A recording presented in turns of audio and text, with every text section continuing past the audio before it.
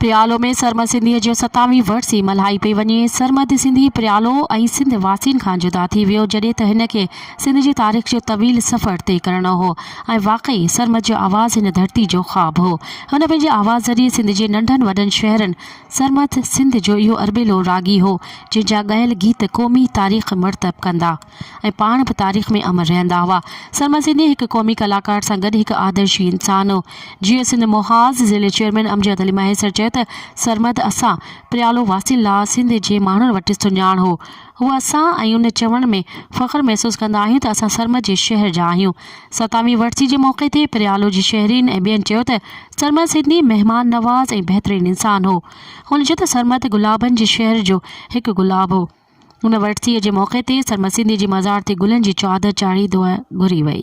मज़ीद ख़बरनि ऐं तफ़सीलात लाइ विज़िट कयो असांजी वेबसाइट www.awamiNewsHD.com ऐं ॾिसंदा रहो अवामी न्यूज़ HD।